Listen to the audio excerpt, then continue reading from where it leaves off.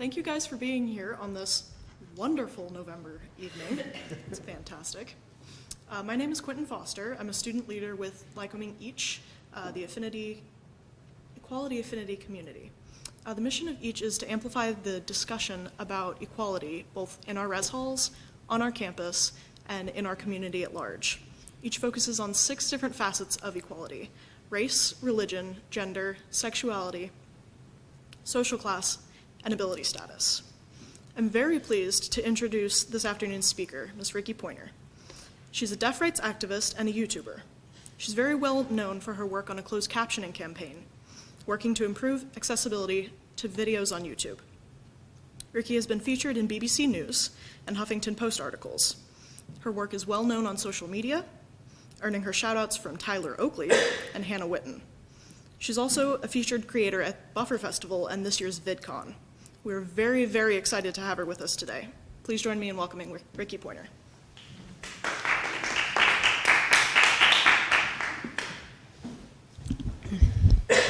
Hello. Okay, so you're probably gonna have to bear with me because I've been sick for the past week. And as you can probably tell, my voice is just going. It's been gone for the past 2 days, and it just came back. But if it goes away again, I'm gonna be my own light capture, and y'all can just read for the next hour. Deal with it. This is gonna go well. It's gonna go very well. So, yeah. I'm Rikki, obviously, we went over that, and thank you for letting me be here today. And so, obviously I am the deaf one in this, and that's why I'm here. And actually, I found out, for the most part, that I was deaf, or at least hard of hearing, when I was 12. The person who gave birth to me, I don't like giving her a personal title at all, but so we'll just go with that. She is completely deaf, so it was genetic. But when we found out that I was deaf, I was at a friend's house, and apparently my friend's mother would always be behind me trying to say my name, and I wouldn't turn around and pay attention to her. So her mom goes over to the person and says, "Have you taken her to get her hearing test lately? Because I don't think she's hearing me very well." And so we went to the audiologist, who, by the way, is probably the worst enemy when it comes to deaf people and deaf culture, for reasons, and needless to say, yeah, I'm deaf. With that being said, I never went into any deaf school. There's only one deaf school where I live in North Carolina that I am aware of, and it's only for K through 12. And it's in Morganton, North Carolina, which is about 30 minutes away. And I didn't realize that until probably almost after, until I graduated high school. So even though my official diagnosis was, hey, she's deaf, like it always is with hearing parents, my dad's the hearing one, we got put into mainstream schools. And speaking of mainstream school, I'm gonna tell you a couple of fun moments when I was in high school, which is when I really started to pay attention to the fact that, oh, okay, I have some hearing loss and I'm coming to terms with it, finally, because before then I was just kind of like in denial about it. I don't know if it's just because I hated it or if it's because I just wasn't thinking about it.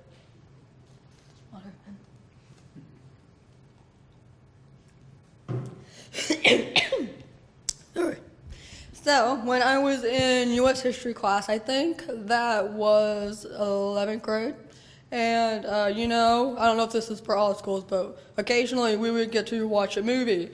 Yay, movies, except you would have to write notes on them. You hear a fact and then you have to write it down. Those were my favorite things to do. Oh. And so, yeah, the videos aren't captioned, so it didn't help me at all. I mean, I got some of it, but for the most part, it didn't do anything. So I told, I think his name was Mr. Rucker, and I go to Mr. Rucker and I tell him, even though this is one of many times that we've already done this, I was just like, I'm not going to understand what's happening in this thing, so what am I supposed to do? And he goes, just sit in front of the computer speaker. So I'm standing like right here, well, sitting. This is very uncomfortable, by the way. And all this would do is just be very, very, very loud, which probably made me understand it even less. So with that said, I still tried my best, and I had a lot of incomplete sentences, and instead of having about 30 facts, I probably have 15 uncompleted sentences. And that was all fine and dandy, because you would think that my teacher would know, hey, I can't hear very well. And it wasn't a secret with my teachers. But near the end of the class, he decided to take all the papers here, pretend this is my paper, and he's flipping through them, and he sees mine. He doesn't really name any names, I don't think. I can't remember. Well, maybe he did. Yeah, I think he did. And he starts reading off everything, and basically he starts making fun of the fact that there's no full sentences. And then the entire class laughed along with him. That was not fun. But back in high school, I wasn't, really like standing up or the whole deafness thing like I would be now. If you put me in a time machine, if you pulled a Doctor Who and then you put me in there, I will probably, make some sass and then get in trouble for it, but whatever. But yeah, if only. If only. By the way, can we bring the Ninth Doctor back, please? I'm just saying. Anyhow, so that was that wonderful moment. And then I remember one time in technical math class, we had a teacher go forth, and he would have his little board here in the front, and then basically you would be the class, and then he would be sitting in the back to teach. And math is difficult. I'm not very good at math, and if you're going to teach me math, we're going to have a problem. And so oftentimes I'm looking at the board, and then he's talking over here, and I'm trying to look this way. But I'm a very visual learner, obviously, so I gotta look here. But then if I don't understand what I'm looking at, I gotta go get the words. But I can't do that back and forth. And I remember it was time for us to do our classwork, so I go up to him. I go, hey, go forth, I don't understand this problem. And he goes, read the book. And I go, okay, he didn't say it like that, but essentially just like, did you read it? We just went over this. And I go, yes, but I don't know what the heck you're telling me. Yeah. And this happens with a lot of teachers. It happens a lot with kids every day, almost every single day on Tumblr. I'm reading about how somebody in college and high school, whatever, they're trying to do this and that, and their teacher is getting mad at them because they didn't hear this, and they're like, you need to listen better. Well, that's great. Hopefully no science and biology teacher has ever said that, because that would be really funny. And then I would say, you are a very bad teacher and you should not be in this subject. So yeah, I spent all those years in public school. If I could do it all over again, and if I knew what I knew now, I would be going to Morganton, hands down. It was only 30 minutes away, but nobody took me. So with that being said, there's a lot of, or not as many deaf schools around. There's one flat out deaf university, Gallaudet. It's in Washington, D.C., and I actually had the opportunity to go visit it last month when I was in D.C. in the executive building. No, I didn't get to meet Obama. And it was for, World Mental Health Day thing, but a friend of mine got to show me around Gallaudet, and it was pretty cool. So then we also have 2 schools for deaf that's not really like a school. It's not like Gallaudet. It's more like it's a program that's under university. So we have NTID, which is the National Technical Institute for the Deaf, which is under RIT, which is Rochester Institute of Technology in New York. And then there is one, I don't remember what this spelled out to be, but it's CSUN in California. And I have a few of my deaf LA friends that actually go there. So moving on to something more personal and dealing with, friends and family and what have you. It's really hard to determine which is easier when it comes to socializing, if it's easier doing it with your family because blood is thicker than water, or if it's your friends because, friends are always supposed to be there for each other. And, I remember I had somebody came up to our house one day, and she was deaf, and she had her friend with her, and he was talking about, or they were talking about how they were going to learn sign language, or teaching sign language classes, and they're like, hey, do you have a deaf person here that wants to learn, blah, blah, blah. And without considering my feelings, he just says no and then shuts the door on them. But not like slamming the door on their face. They both said bye and all that. But yeah, that was kind of a bummer. And then when you get into friends, like I can use Buffer Festival, which is like VidCon, which is like a YouTube convention thing. But with Buffer, it's more like a film festival version of YouTube. And I got to be a feature creator there. And we had a lot of parties, a lot of after parties. And a couple were really fun. But the thing about parties is, and I'm not saying they have to be this way, but they're not catered for people who are deaf and hard of hearing. It's too dark, it's too loud. And I'm not saying that the people running Buffer Festival need to be like, okay, so we're gonna make this deaf friendly, okay? But when you have your friends with you that know about your situation, like the very last party that we had, it was very, very dark and the music was the loudest. And you would think, if this person can't understand me when we're in this very quiet room, I don't think she's gonna understand me very well with the loudspeaker. Needless to say, every time, and this happens very, very, very often, when I tell somebody, okay, can you type that? It doesn't get typed. It gets repeated or nothing at all. So I went back to my hotel room and I sat there and I watched Food Network. That was a lot more fun than doing the boring ass party. And I watched Food Network before we came in here. Okay, I'll move this real quick. I probably should have put that presentation on there. Oh well. So there's one thing that hearing people really get confused about. When they hear the word deaf, it's like there's only just like one deaf. Like, okay, you're deaf? Okay, you can't hear anything. You're hard of hearing? Oh, you're deaf. You can't hear anything. But that's not the case. The amount of hearing loss that I have is going to be different from, say, Quinn. Okay, yeah, anyhow. So my hearing loss is going to differ from Quinn's or anybody else. I have friends that are way deafer than me, and I have friends that are less deaf than me. So, deafness is not one size fits all. And then you have three kind of little different categories. With deaf, you've got the big deaf, like that's the main term, and then the little bitty sections. Water time. Excuse me. Then you got the little d deaf, which is like you got hearing loss, but you're not invested into any like sort of culture thing, which was me for, let's see, 21 years of my life. And then you have the big D deaf, which is like you're more culturally involved. You got a big group of friends, and deaf, capital D deaf groups are very popular in Los Angeles, and obviously in Washington D.C. you have Gullah Deaf, and then in New York near the Rochester area. Sorry. And then you have hard of hearing, which the main definition seems to be a mild, moderate to severe hearing loss. So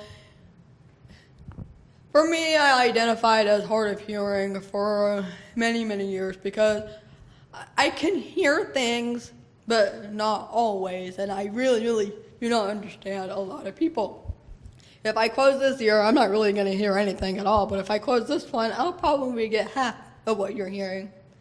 But then another deaf YouTuber came up to me and said that, nah, this is better explained, this is the way that you are, and I said, okay, I'm deaf, whatever.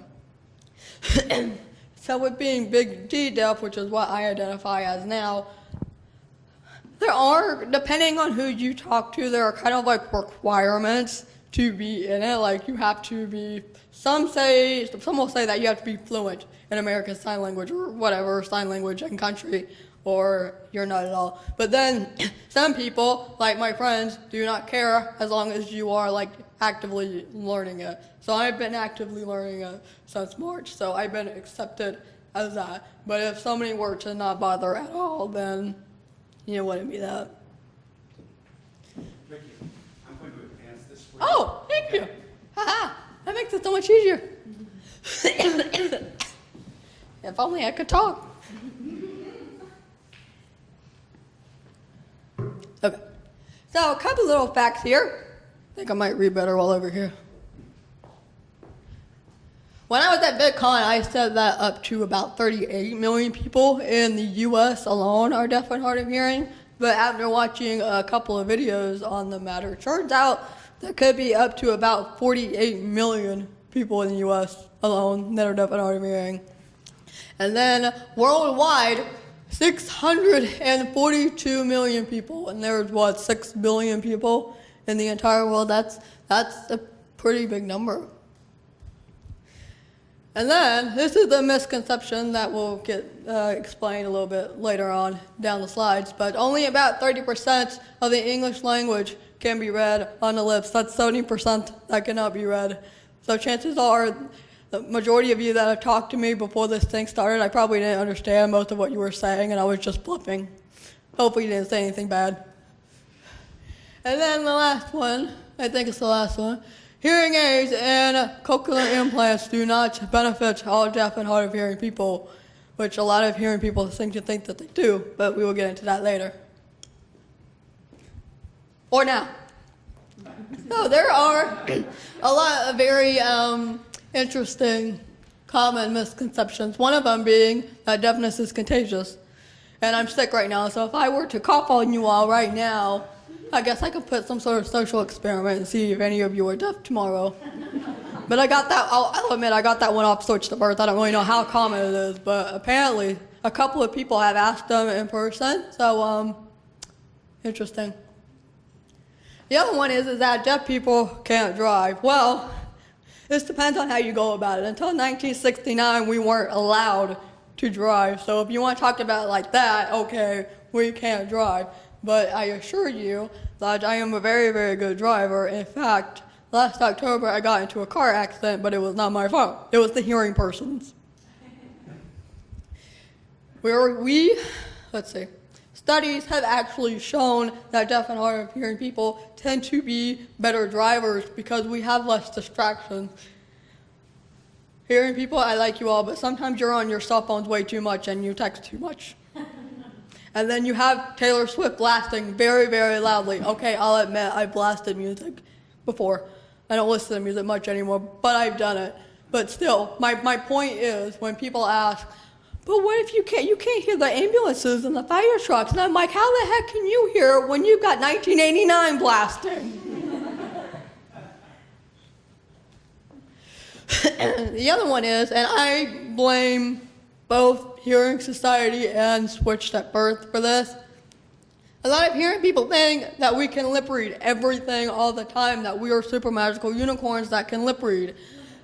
No, this is not possible. Now, I will say that there are people who are very, very good at lip reading, not perfect, but they're good at it. I'm not one of those people at all. Don't try it with me. But with Dabney, who is the main character at Switched at Birth, now I know there are some moments when it's not perfect, but majority of the time she seems to lip read very, very well. Even in scenes where they are very, very dark and she's just lip reading like a mastermind, and I'm thinking, and a lot of other people are thinking, this does not work like this. Also, when you have words like P, me, and B, they all look very, very similar on the mouth, or red as in I read this, or red as in this color red, and any words that are repeated the same way but mean different, it's very, very difficult to get it all right. And I don't know how many times when somebody's asked me something and I couldn't understand them and I attempted to lip read, they would ask me a question and I would think that it's just a yes or no question in which I could just go, yes, no, I don't know, and I got it wrong. I was at Shoppers in Toronto, which is basically like a CVS, and I was shopping, and the girl asked me if I could put my shopping cart down on the floor. I didn't know what she was saying. I thought she was trying to ask me if I wanted to sign up for this thing, because that's what people regularly do, you know? So I've learned things. They ask you, hi, how are you? Did you find everything you're looking for? And then they ask, do you want to sign up for this thing so I can spam your inboxes? So I was just like, no, and then she looked at me again, and then she was looking at this, and I go, oh, you want me to put the shopping cart down? She goes, yeah, and I'm like, crap. So there's a perfect example of, no, we can't do this very well. And another one, and I don't understand this one, is apparently we can't have kids. Now, I don't want kids, so there's that, but I think that considering Marley Matlin, I think Marley Matlin has kids. And then, a couple other deaf people have kids. You can have kids. I don't know what yours have to do with the uterus, but okay.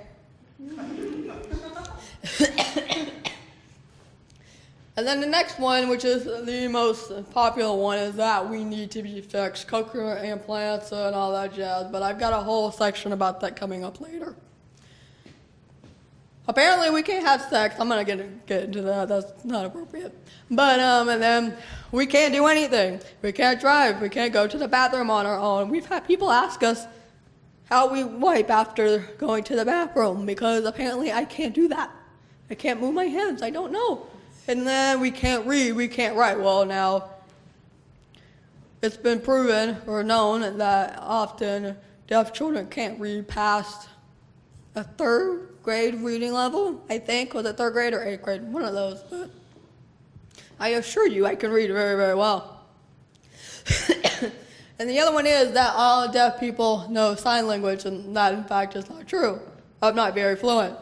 And there are a lot of people who grew up in hearing households, they don't know sign language. It's not their fault, it's the hearing parents, because they would prefer to normalize them, because they think, oh no, we have to have my child to learn how to speak. And then the last one, I believe, the next one is sign language is universal. Everybody keeps thinking that ASL is like the #1 language that's used in every single country. ASL is used in a couple of countries, like here, obviously, and then in Canada, except for Quebec, I believe. But if I go to England or Japan or Taiwan, basically, and I start using American Sign Language, while there may be signs that are similar, and you might be able to get away with doing signs of body language, those languages in sign language are going to be a lot different. For example, ASL has a one-hand alphabet. British Sign Language uses 2. And now we're going to go to what you hearing people should do right after I drink water.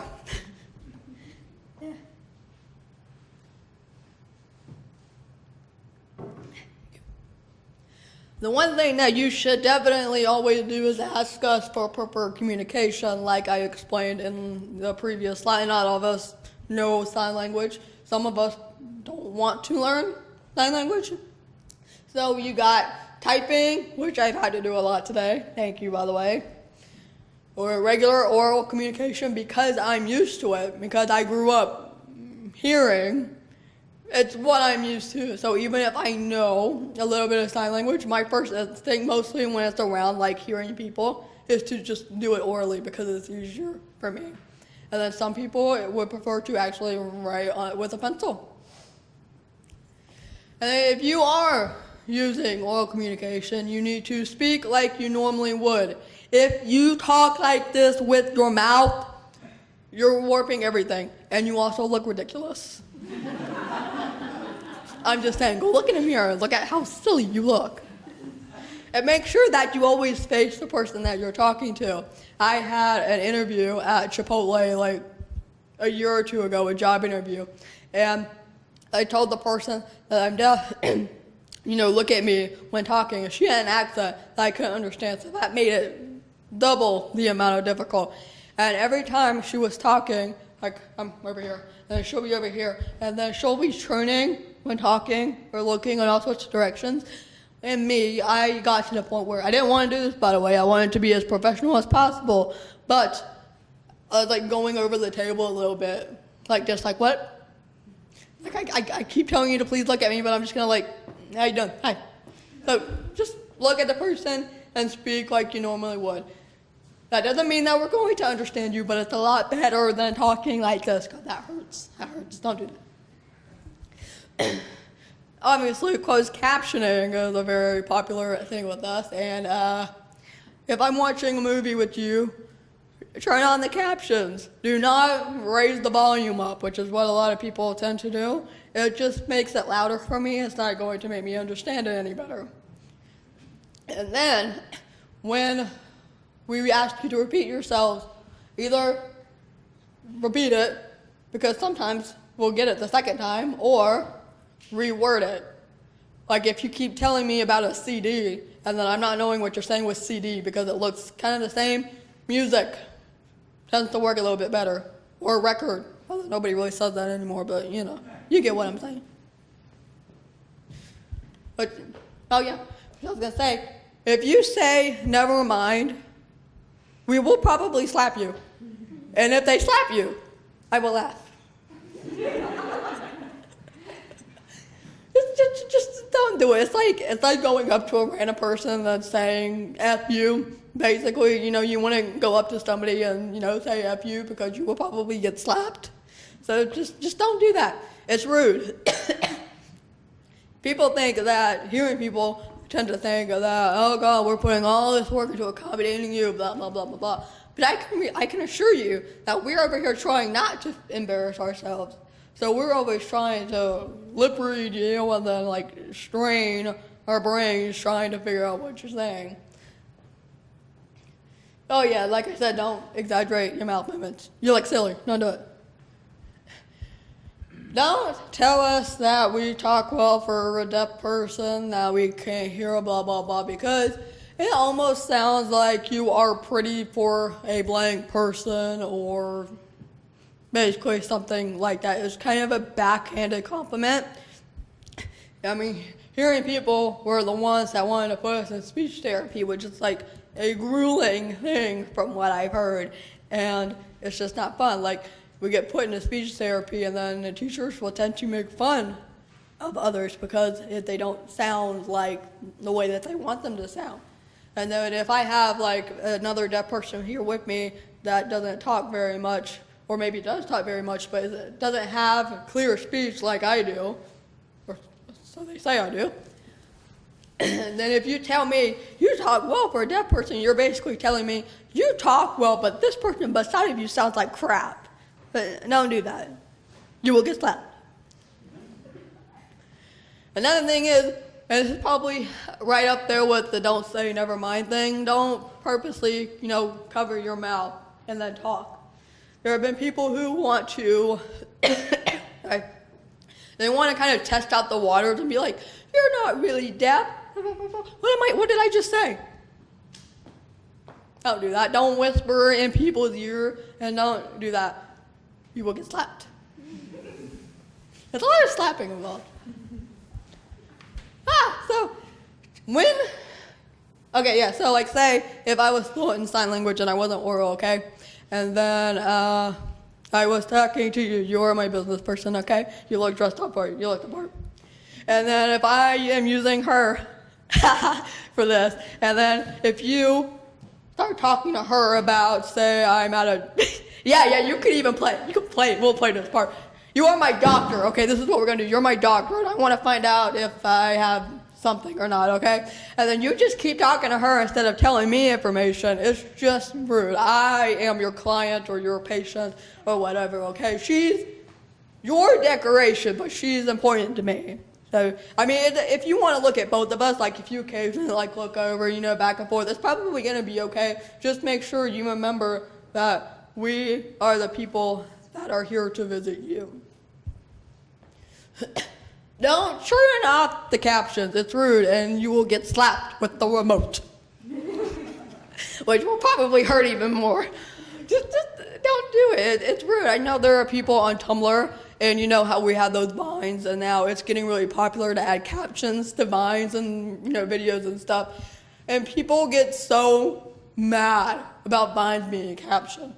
And then they like delete it off the blog, or they, you know, make rant posts about it. It's just like, it's obviously not the same thing as turning them off the TV in front of me, but just, you know, just don't turn them off. It may be an inconvenience to you, but we need them. What else? I guess don't wave your hands out pretending it's ASL in conjunction with don't pull the middle finger as if it's ASL. My boyfriend and I went to Waterloo, and we were going out with a friend of his to dinner, and there was a lot of, here's me pretending to, you know, sign and stuff, blah, blah, blah, waving my hands around and pulling the middle finger, and I'm just sitting here going, this is so disrespectful. Like, you know, if you're hearing Mandarin or something, it's not appropriate to say, ching chong or whatever. You're disrespecting a language. It's the same thing as sign language. You don't do that. And you also do not ask for inappropriate signs. There have been, even this guy, I think, but in general, people are asking, hey, how do you say the F word? How do you say insults? How do you say blah, blah, blah, so I can talk crap behind people's backs? Don't do it. You have your own language. Just use it. Or even better, keep your mouth shut and don't say anything mean at all. Please? Oh. Excuse me. Hey, I'm amazed that my voice has been going on for this long. It's going to be dead by tonight, but oh well. Just let me get through this. Okay, so now we're going to talk. I said until tonight, not now. Oh, God. Okay, so we're going to talk about autism a little bit. I used to keep calling it autism, but autism, audio. I got it now. So basically, it's like ableism, which is, making fun of being mean to people who are disabled, people who are in wheelchairs or have a cane, whatever.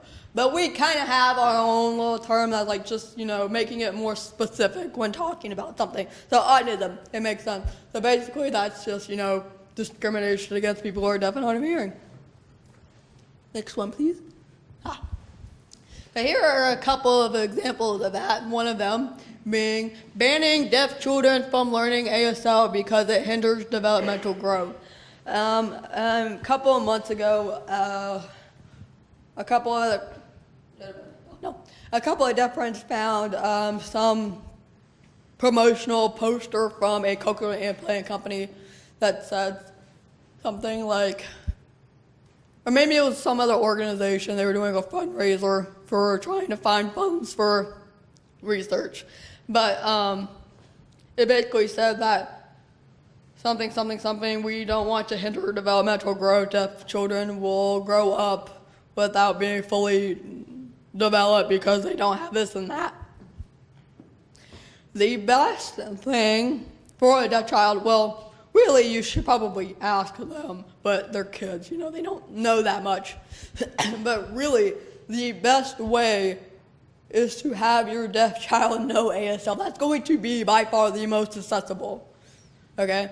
And then later on, if you want to have them also, learn to speak, then by all means go for it. But really, the best way to go about it is by giving them a language that is a lot more easily accessible than having them attempt to read.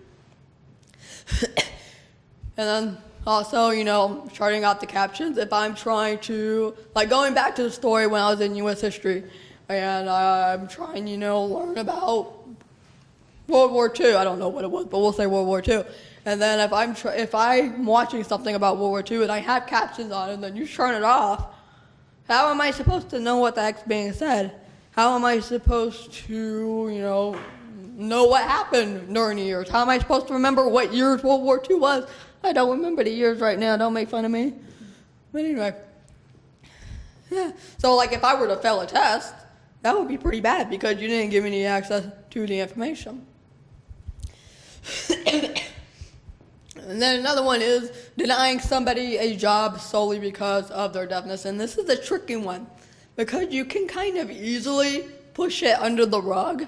Because unless you have concrete proof, like if you record them saying this is why I decided not to hire them, they can kind of get away with it. Like if they find out that, you can't hear, it's like, we didn't think that you were a proper fit. Like I have no actual retail experience. So when I had my job interview at Chipotle, that would have been my first job ever if I had had that job. So you could just say, instead of, oh, she's deaf, you can just say, oh, she has no work experience, so we're going to put it under. Next one. And then another one is denying an interpreter at hospital visits. If you're in jail, blah, blah, blah, basically anything that's going against the American Disability Act. I think I have a story about that. Well, when I was at the airport, let's see, I've been at the airports a lot this year. And I was going from Toronto back to Charlotte because my trip ended. And It was a very, very big struggle. I could not understand a lot of people, and there was a lot of commotion happening because I went to one airport, flights got canceled, so I had to go to a different airport, and I had to have directions written down and, whatever. I was flying standby, so I had to figure out how I was going to get my seat onto the next plane. And this is all why I had 103 degree fever. So I wasn't feeling very happy already. And I think about 9 people total would not write down the directions when I asked them to. And I flat out said, "Hi, I'm deaf. I'm not going to understand what you're saying, so write it down or type it. Because I know I just saw you on your phone like 2 seconds ago. I know you can do it." And what is it with you hearing people? You type on Facebook, but the moment I have to get you to type something, you're like, "No." Hashtag not all hearing people. I had to, I'm sorry. But yeah, so I contacted Air Canada about that because I was just tired, and I told them, because Ontario has an act similar to the ADA here, and they were talking about how, well, they didn't do anything wrong. We're sorry this happened, but they didn't do anything wrong legally. And I'm like, what? Oh. And there have been cases when, let's see, I think it was in Florida. And we all know all the bad things happen in Florida. I just saw eye roll. See, I know. So a pregnant woman in Miami was having some complications, I think, with her pregnancy. But it was complications or not. It involved her pregnancy. And she needed an interpreter, and Miami Hospital absolutely refused to give her an interpreter. And there have been cases where you have a very sick person who is in need of an emergency, grammar, yeah, whatever. So he needed an interpreter because he was very, very sick. And so many things can go wrong if you don't have an interpreter. Like if I don't know what my diagnosis is, what happens if I get the wrong medicine? Somebody could die. And switched at birth.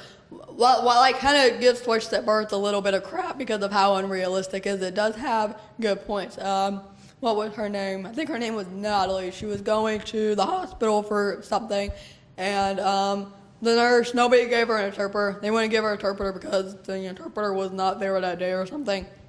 And then nobody would write anything down.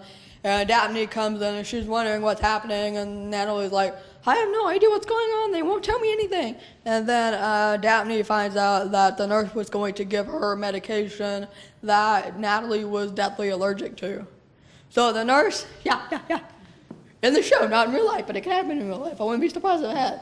But yeah, so then Daphne was asking the nurse, what the heck was up, and I don't remember exactly what was said, but it was, no interpreter, and well, yeah, so by law, you have to give this stuff. Not only could you kill someone, and it's just mean, it's illegal. Next one, please. Oh, the fun part. Yeah.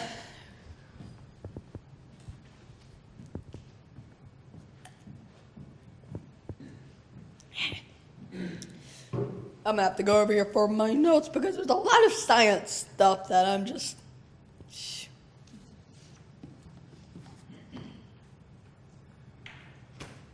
Oop, okay. Actually, no, I'm gonna go back here. Sorry. Okay, so we've all heard about hearing aids and cochlear implants before. Like, there's not some big, great discovery yet. So, they're basically, listening devices for the deaf and hard of hearing. You got hearing aids, which are like, say cochlear implants are like the parents, and they popped out the hearing aid as a child, basically. Now, the thing about these things is hearing aids, they, for the most part, are not covered by insurance. Most of them, I think there are a few that will cover some of it.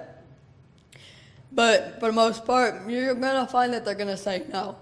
And hearing aids, you have to buy them singular, I think. Did you pay for yours by the pair or like one? Mine are just amplifiers. I paid for them together. From what I know, that they were like paying like singular. And people always ask me, why do you not have hearing aids? Why do you not have hearing aids? Well, yeah, we can't afford them. Because they could be anywhere from $2,000, $20,000 for the one singular pair. Now, you can find some on Amazon for $50 for a pair, but you never know how that's going to go because they're more, generally made. But I'm going to assume those work for you because you seem to be using them. Yeah, my friend Dominique has those. She say they work just fine. But, you never know. Let's see. But cochlear implants get covered. He's like, what? Yeah. They're not, I don't think they're completely covered. Well, it might depend on your insurance. Some might cover it completely. But I have a friend, Amanda. She's an actress in LA. She was on Switch that birthday, actually. Yeah. And she has had, I want to say 2 different kinds of hearing aids in her life. Oh, wait, no. Okay, she's had 6 to 7 different hearing aids in her life. And then she's had 2 surgeries for cochlear implants. And her insurance covered a large portion of her cochlear implant surgeries, but they did not cover a single penny of her hearing aids. And why? Because hearing aids are considered cosmetic, which basically means all you hearing people are apparently lining up to have moles and things in your ears for no reason whatsoever. If you are, I don't know why. So apparently, hearing aids are not needed or not seen as actually doing anything, but cochlear implants are.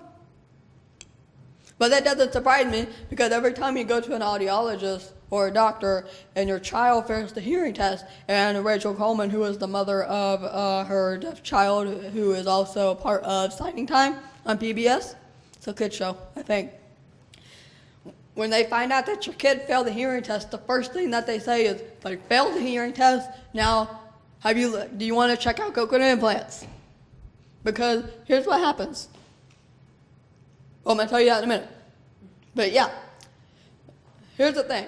Hearing people think that cochlear implants are 100% cure and that they're always going to work. She's like, no. The second that you put a cochlear implant on a kid or an adult or whatever, it's going to work. You're going to hear everything like the person with the best hearing in the world. No. And then we're going to get into the science part. And I am just probably going to straight up read off the index because science and I, we don't get along. But basically what I have learned is that cochlear implants only help deaf people whose source of hearing loss comes from the cochlea. I don't even know where that is in the ear, but go with me here. And then basically the cochlear implant is a wire that is injected into the cochlea where it stimulates the hair cells. And then hair cells then send information via nerves into the brain. I copied this from somebody's thing, so it's all their words, not mine. And then if the nerves are damaged, especially this is a very big word, vestibulocochlear, would you like to look this up to sign it?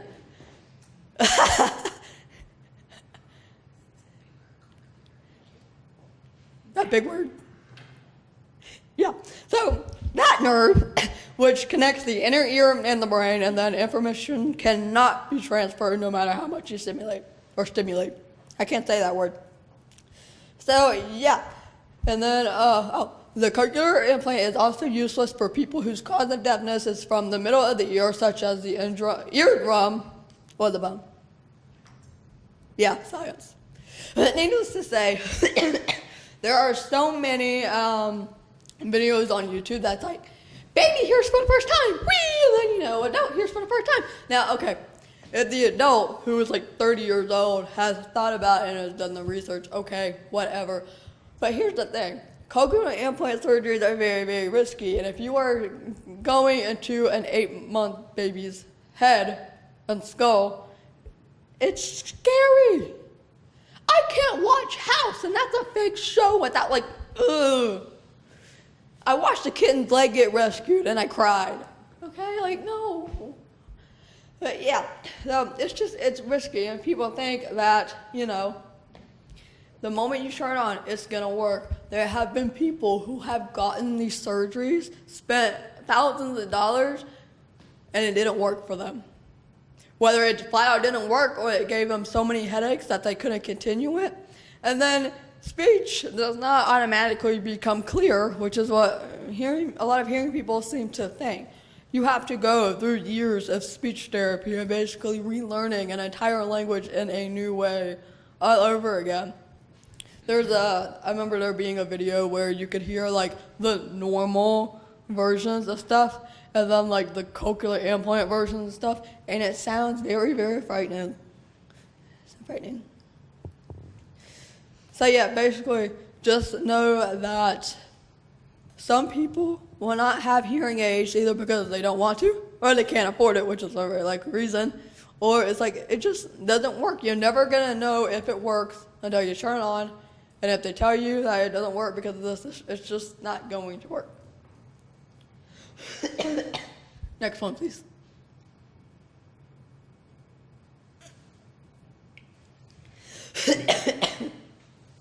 And then here is a subject that we all love talking about. Obviously, police brutality has been a big thing, and it happens to a lot of people. And it happens a lot to people who are deaf. Now, before I get into actual victims, there's a film director named Jade Bryan. Look at the last name. That's right. And she made a film about 9/11 and the deaf people that were kind of like left behind in the Twin Towers.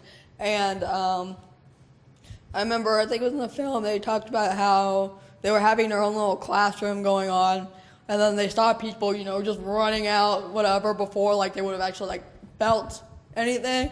And they were like, what's going on? Nobody was telling them, hey, something's happening, get out. I understand, holy crap, you're not thinking, but you would think maybe one person at least would notice.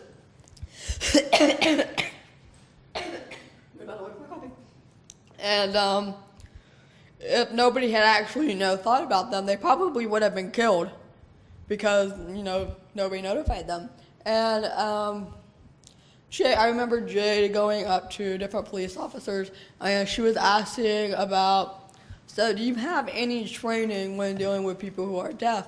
And the New York Police Department, or at least one member of the police department, flat out said, no, we don't have any training. They don't give us any training. And when I talk about some of these victims, this is going to be pro.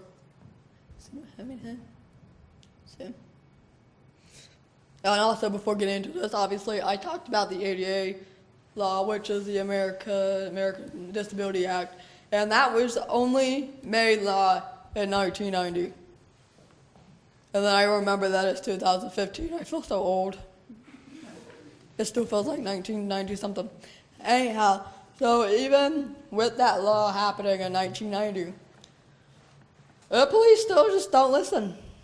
Next one, please. They're going to talk about John T. Williams, who was a Native American man in Seattle, Washington, I believe. Deaf, obviously, and he was homeless, so you would often see him, just walking around. And he had a little knife that was about 3 inches long, I believe. Maybe, something like that. I don't have the number. But it was a small knife that was well within legal limits of having. It's like basically having, a pocket knife just carrying around or whatever. My dad had one even. And he was, just walking around the streets, and he had his little knife out. And apparently, he liked to use it for carving trees. And he was very well known for, just carving nice little pictures in trees. And police saw him, walking around with the knife in his hand. And they were shouting at him from behind. And, he's deaf. He's not going to hear you. And long story short, he got shot to death. Next one, please. And then we have LaShawn White, who is not only deaf, but she's a black woman. And we know how the police have been treating black people lately. So when you add those two together, it gets even worse. And she had phoned 911 because somebody was coming into her apartment and attacking her. She video relays them, and the police say, just wait outside. Dispatcher lets the cops know that she's deaf, and then you think it would all be okay. No, because when she goes outside, the police are there, and she kind of like, she's running over because she's really happy. She's like, oh my God, they're here finally. I'm going to be safe. Well, they tased her because even though the cops were told that she's deaf, he just said stop out loud. None of like this, just, stop. So she got tased because they thought that she was going to come after them.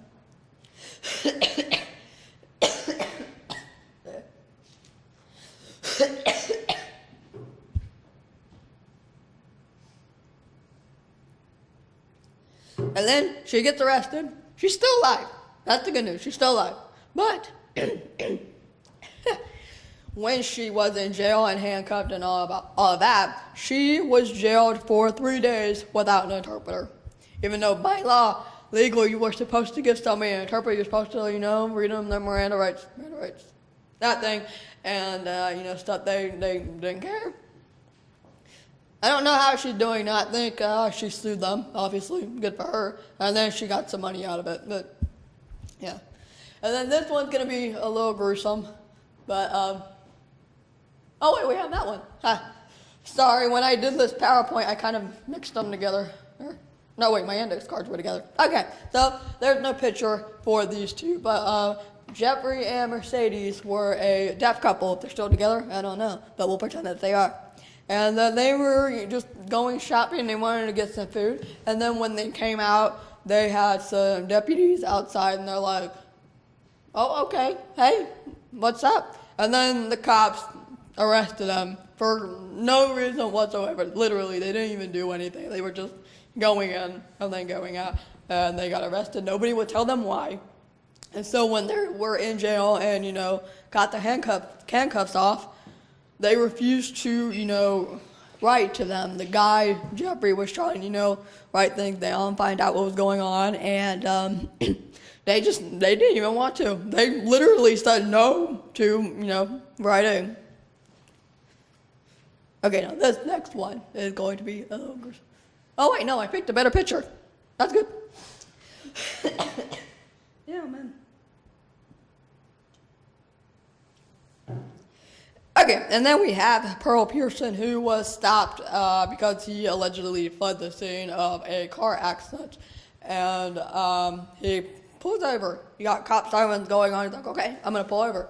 And he has, I don't have one of these. I got to figure out where to get one of these. But apparently you can get these little signs that you just put on the car or whatever that says deaf. So if you do get pulled over, you just, automatically letting them know. And then he also had his license that says, the word deaf on it. So when the cops look at it, they know. But apparently, the second or a few seconds when he's rolling down his windows, the cop punches them in the face and then he gets beaten almost to death, I think. Yeah, I think he's still alive. But he was very, very badly beaten. And fortunately, I don't have any pictures of this, but very, swollen face and very red, bloody eyes. It was so bad. And then when he was in jail and at the hospital, he wanted to get an interpreter. Nobody gave him an interpreter. So obviously, when you add, if you've got a white deaf man, and then if you got a black deaf man, obviously, even when you just look at the deafness part, when you add in race, it's going to be even worse. And then I had an old YouTuber friend who, it's been so long since I heard about this, but he was going to the bank or something. I think he was going to the ATM and he was going to get money out. And as he's getting money out, he's just doing his thing. And he kind of looks around because it's when you feel something's off, you're just kind of like, this, and people were just looking at him, and they looked so frightened. He's like, what's going on? And then he looks over, and there's a cop or security guard or somebody that's has his hand where his gun is, and he's gonna take it out because he was trying to get his attention, and obviously he couldn't because he's deaf, and he didn't turn around, so he's thinking, oh God, this kid's gonna do something stupid. So basically what these cops need to do and what people need to do with these cops is teach them that not everybody can hear. Because the amount of times that I've almost been, hit by people, by a shopping cart or something because people think that everybody can magically hear. That's obviously not on the same level as police brutality, but you get where I'm going with this. just like, it's one thing that cops need to learn. And a couple of days ago, I got a comment on a YouTube video, and they said that in some state, in some area in a state, there's a program going around that's actually giving police training for communicating with people who are deaf and hard of hearing. So that's a good thing. I mean, we'll see how it goes. I mean, they can try to teach you a lot of things, but it doesn't always stick. But there is one funny story now that I'm remembering it. This is not going to be a hashtag, not all police, but just to lighten the mood. A friend of mine was driving, and apparently he was speeding.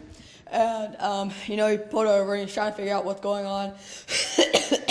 And the cop figures out that Mike is deaf, and, he's trying to sign up for license. So he's trying to do this, okay?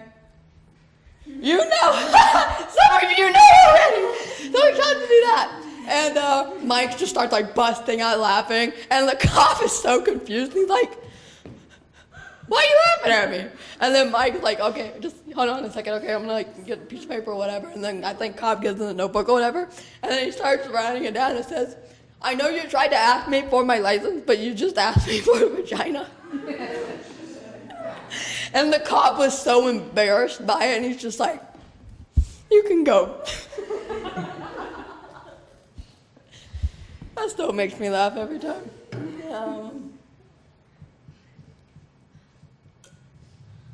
So yeah, obviously in a nutshell, cops have a lot of problems, but that was funny. That was funny. Next one, please. Oh Lord, let's talk about Alexander Graham Bell. Because everybody knows Alexander Graham Bell is like the dude that created the telephone or something, right? And I didn't write down the information on any card. Oh well, we're gonna go for it. So here's the thing about Alexander Graham Bell. While he has a grant named after him or whatever, and people love him because he created the telephone, he hated deaf people and had a fetish for them at the same time. If I recall correctly, his wife is deaf, but he hated us. And he was one of those guys that supported oralism and putting deaf kids in speech therapy, having their hands tied behind their back. And it's almost time. Oh God! Oh crap! Okay, we're gonna try to make this. I think that it's this and then closed captioning, and then it'll be over. And then since that's story, I'll try to make this fast. I swear. And the long story short, he wanted to ban American Sign Language, and then he wanted to ban deaf people from marrying other deaf people, because then if two deaf people get married and do the thing, then they're going to have more deaf babies, and that would be bad. Oh, and Helen Keller apparently supported them. Yeah. Next one, please. Then, not that all that, sad, bad story stuff. We're going to get a little bit happier. We're going to talk about people who have had, pretty good success stories. And there's a lot of people, but we're just going to, talk about a couple because one, time, and two, I know this the most. Next one, please. Well, if you don't know who this person is, I'm just going to, shake my head at you. Marlee Matlin, come on. Obviously, she's a very famous actress, and right now she's on Switched at Birth and also on Spring Awakening. Next one, please. Niall DeMarco, who I saw that face. Yeah, Niall DeMarco was or is still on the season of America's Next Top Model. So that's pretty awesome, which also reminds me Justin LeBlanc, who is also deaf, was on Project Runway a couple of seasons ago. So deaf people are starting to get more attention, not only in scripted stuff, but also in reality shows. Next one, please. And then you have Leah Katz Hernandez, who is actually a White House receptionist, which is probably the most, oh my God, of them all, because it's the White House. Hey, come on. I didn't get to meet her either. Oh well. Next one, please. And then last but not least, you have Spring Awakening, which is the huge, rage these days. So many people, including Marley, is in there, and a couple of my friends are in there. And if you're gonna be in New York between now and January something, the first couple of weeks, go see it, and then convince the people running it to bring me and fly me over. Next one, please. And then, of course, if I have this presentation and I talk about this, you should all slap me. Say, closed captioning and why we need it. Next one, please. What is closed captioning? Basically, it's words on a screen. Next one, please. Now, it took me a little bit to get this, but captions and subtitles aren't really the same thing. If you go to England, they'll kind of like use them interchangeably. But for me, I like to separate them. Because really, subtitles are like if you were watching a Korean horror movie and then you put on English subtitles. Korean is the audio, and then English is the subtitle. Whereas captions is more like they're speaking in English, we're going to have it written in English. Next one, please. Okay, I'm not going to run this for as long as I thought I would, but here's an example of why automatic closed captioning is just so bad. But thankfully, Grace Helbig, because I got into a conversation with her and her assistant, she started closed captioning her videos, so 7 of them are captioned. This one is not, thankfully. I never thought I would say that, but thank you for not captioning this one, just so I can make an example. So we're going to watch this muted, and then, have fun.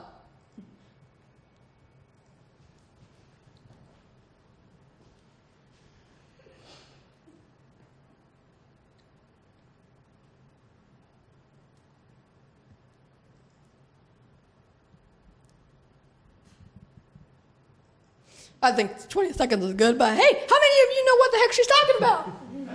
I don't either! Okay, next one, please. Is it gonna play at all? Next one. Is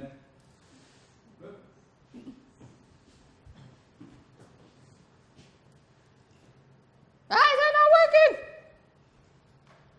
Okay. So, of course, there are some people that don't really believe the math. Like, oh, people are not going to pay attention to my videos if I take all this time to caption them. Like, it's not worth it. But from this person's talk, I can't pronounce that.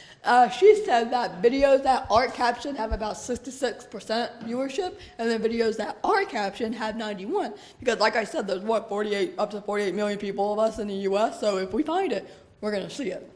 Next one, please. So, who benefits from closed captioning? Obviously, us.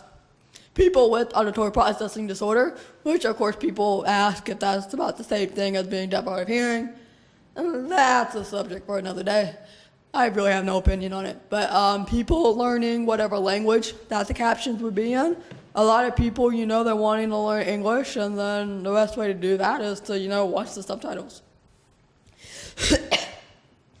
A lot of kids, when they're growing up, they end up reading the captions on the television, and that helps them learn.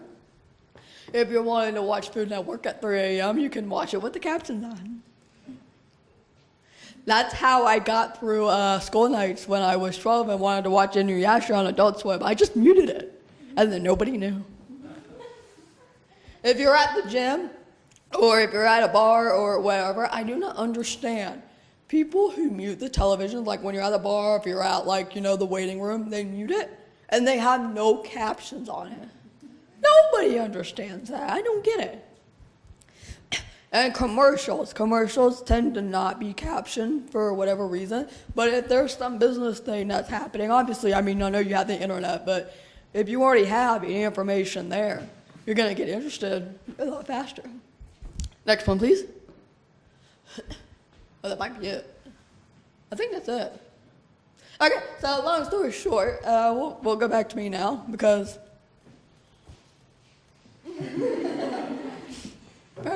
just water.